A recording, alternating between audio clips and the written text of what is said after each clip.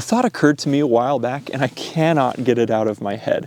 What if we've been approaching ethical wildlife photography all wrong? Traditionally, we've talked about this as do what's best for the wildlife because it's best for the wildlife. Now, I wholeheartedly agree with that, but many photographers will ask, what about me and what about my pictures? And I can sympathize with that train of thought as well. Today, I wanted to show you how practicing ethics in your wildlife photography not only benefits the wildlife that you're photographing, but will help improve the quality of your images as a photographer, as well as the quality and number of your wildlife encounters. Follow along with me this week as I share with you some real-life examples of how I've seen my own photography greatly improve by being more ethical in my wildlife photography. I cannot wait to share this with you. Let's jump into it. Ethical wildlife photography can be a very sensitive subject to many photographers, so please, as you share your input and thoughts in the comments below, be respectful to the other viewers and photographers who may be watching this video and have their own input to share. For those of you new to this topic in photography, ethical wildlife photography is commonly seen as a practice that respects the animals and their habitats and aims to capture images without causing harm, distress, or disruption. It's obvious that ethical behavior is beneficial to the wildlife, so how does it help you, the photographer? Let's take this one example at a time. Ethical wildlife photography includes giving the animal that you're photographing adequate space to feel safe and act naturally. The amount of space necessary can differ based on location, the species, and individual animal that you're photographing. Giving the animal adequate space can also be very beneficial to you, the photographer. Great gray owls are one of my favorite species to photograph. These owls can be very tolerant of humans, but even so, I try to give them more than adequate room as I begin to photograph them. By reducing movement and noise around the owl and giving them space, they quickly become even more comfortable with my presence and will hunt and fly all around me. All of my best shots are a result of giving the owls plenty of space and photographing them as they approach me once they feel comfortable. By doing this, I've been able to spend entire days with the same owl with countless hours of photography and amazing image opportunities. Alternatively, I made many mistakes early on in my photography journey of pushing an owl too much, making too much noise around it, trying to get in a better position to get my dream photo, or just getting too close in general. Even though the owl was very comfortable with me, it soon moved out of the area and away from me to a quieter patch of forest. The photo session was over for that day, and the owl became much more difficult to photograph later on. So you tell me which scenario is best for the owl and which is best for the photographer. Foxes are another group of animals that I love to photograph. In fact, they're my favorites, and I spend more time with foxes than just about every other species combined. I was once photographing a den of Arctic foxes. The adults were very nervous with me hanging around, so like we've discussed, I did the right thing and backed off, and even further than was probably necessary. With time, the adults got used to me. They would approach and even bring the little kits with them, resulting in some amazing photo opportunities. I was able to return day after day and photograph this den. Had I initially approached the stressed out adults to get my award-winning shot, they would have seen me as a threat, sounded the alarm, and the kits would have scurried into the den.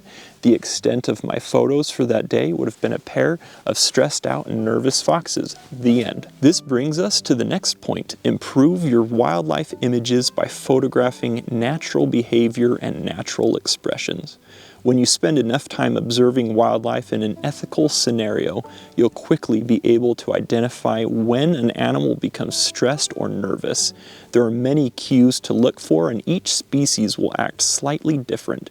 The trained eye can quickly pick out a photo of an animal that is stressed or nervous. For me, these photos are much less appealing to look at, and I find myself wondering more about why the animal was stressed out rather than actually looking at any artistic value that photo may have had in the first place. A couple of years ago, I was photographing some mule deer in a state park. This is a well-known area for local photographers, and crowds of people show up each fall to photograph these deer during the annual rut. Another photographer was nearby photographing the same deer that I was trying to. He would constantly approach the deer much too close in an attempt to get the close-up shot. He would intercept it as it was trying to walk away, and he even ran down the road after it at one point. I looked up his social media profile afterwards out of curiosity, and you know what I found? Nearly every image was an animal showing signs of distress. I don't tell this story as a slander to that man, but simply to state that natural expressions and behavior in wildlife photography are much more appealing to look at. I've spoken with many judges of wildlife photography competitions, and they look for small little details like this, and they won't consider a lot of images because the animals look nervous and stressed out. So again, you tell me which scenario is best for the wildlife and which is best for the photographer. This summer, while guiding one of my bear photography workshops in Alaska, we found a mother bear with cubs. We wanted so badly to photograph cubs, so we stuck around to see if we could get some pictures, but the cubs just weren't having it. So instead of staying longer and stressing the family out for some mediocre pictures, we left the scenario that we so desperately wanted to photograph, put a little more work and time into it, and found another family that was so comfortable with us. We got amazing images, video content, and made some unforgettable memories. Opportunities abound in nature, and I found that every single time I've left an animal because they were nervous to go find something else instead, I've been rewarded in one way or another. It may be a better encounter like what we experienced with the bears. I may find a different species that I was looking for, or it may just be the peace of mind knowing that I did the right thing. When that is the case, I've experienced many times in nature that I'll leave a scenario because an animal is nervous or uncomfortable with me being there. By doing so, it sees that I'm not a threat, and when I encounter it later on, it's more comfortable with me and I'm able to get some better photos than I would have initially.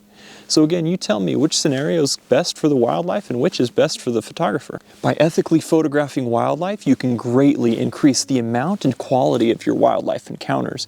You'll also increase the number of your opportunities for photos. There was an amazing red fox den in my town for a couple of years.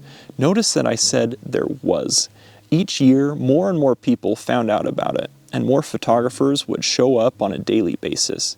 All of these foxes were relatively comfortable with people except for Mom. She would never approach the den or kits if there were people or cars nearby. One evening, I was photographing this family of foxes with some other people. I noticed off in the distance that Mom had a mouthful of food, but wouldn't approach to feed her little ones.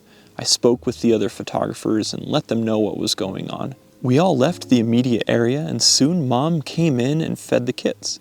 Once she had left, the photography resumed. One lady that was there mentioned to me that she had never photographed foxes before and wouldn't have known what to do. She was grateful for the education and experience and was able to get so many fun images that evening. The next year, the foxes returned, but so did the photographers, and many more than before. The foxes were constantly being bothered. Mom wasn't able to feed the kits as regularly.